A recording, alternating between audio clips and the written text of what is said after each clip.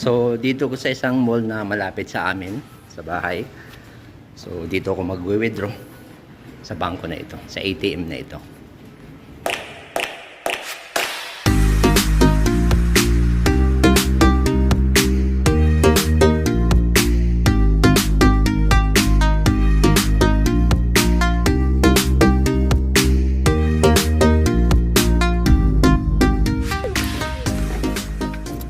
Kapag nagpa-check-in ka dito sa Japan, merong ibibigay sa inyo na daisha or magiging service mo para pansamantala habang yung kuruma mo nandun pa sa service shop, sa car maintenance shop.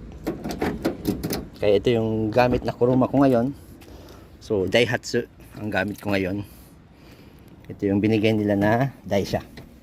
Medyo luma na siya pero okay pa siya. Pero yung susi niya, ayan, hindi siya yung keyless. So mayroon talaga siyang susi.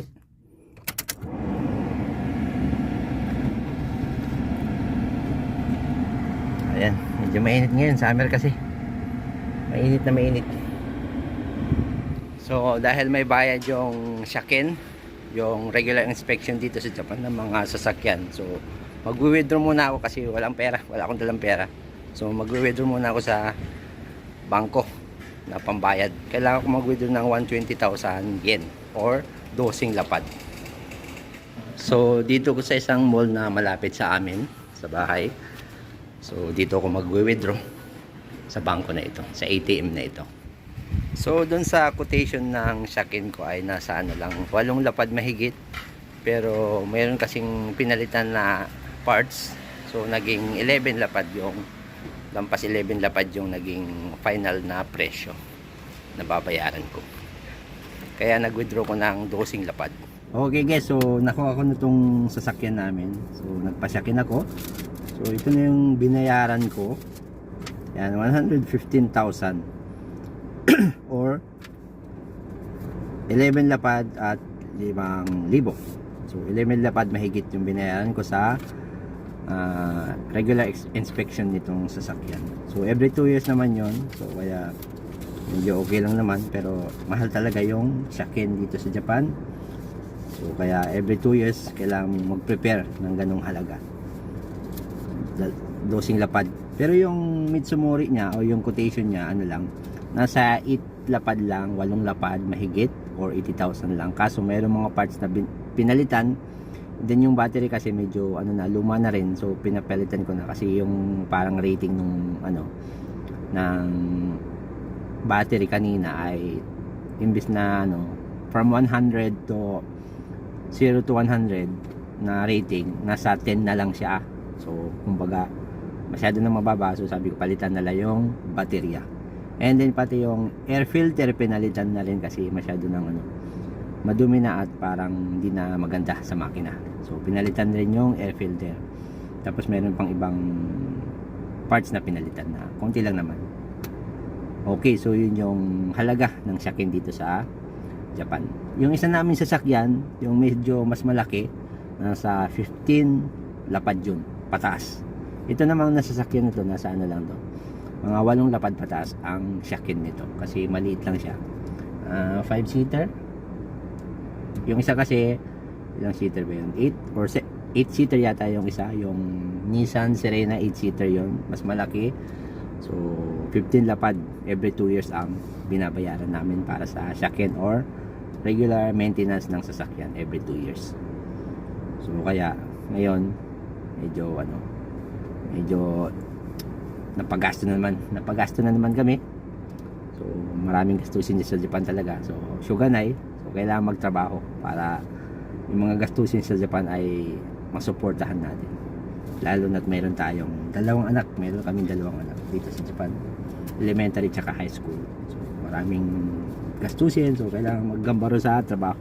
Hindi pwedeng hindi magtrabaho. Hindi pwedeng magpahinga. Walang pahinga. Okay, kaya ganun talaga dito sa Japan. Hindi pwedeng wala kang trabaho. Kailangan gambaro lagi. So yun, so tungkol dun yung vlog natin sa ngayon. Anyway, dagdag ko na rin yung requirements pala. Pag nagpa-check-in ka, so pag nagpa-yoyaku ka, nagpa-reserve ka ng maintenance, ito yung hiningi sa akin, yung Shakensho or yung previous na Shakensho certificate of maintenance, regular maintenance ng sasakyan. Una yon, and then pangalawa ay yung Jibay Shiki Hoken or Nin-i Hokensho na tinatawag, and then yung Jidosha Seikin, yun optional naman yun, pero kailangan kasi nilang i-check yung Jidosha Seikin or yung road tax natin. And then yung Jidosha Hoken, yun yung ano, yung tinatawag na car insurance dito sa Japan. Jidosha Hoken car insurance. So yung apat na yun, Shakensho, Jibay Shiki Hokensho, Jidosha Seikin, tsaka yung Jidosha Hokensho. So yun, yung mga papers na yun kailangan mong i-prepare, pakita sa kanila. Kung hindi pa po kayo nakasubscribe, so subscribe na po kayo dito sa akin channel, Leo Amoroso. Paki-like din po ang video na to, mag-comment kayo sa baba pag mayroon kayong mga katanungan, suggestions, or kung ano pa man na gusto nyong sabihin, or kung gusto nyo magpa-shoutout, okay lang din. Okay guys, time's up. Like, comment, and share, and subscribe. Thank you for watching. Hanggang sa muli. Thank you for watching. Bye-bye. でもなんかかっこよくないパパ。めっちゃかっこいい。ちっちゃいかっこいいし。ね、影めっちゃ強い。危ない。パパめっちゃ危ない。名所のこっち。私も入りたいパパ。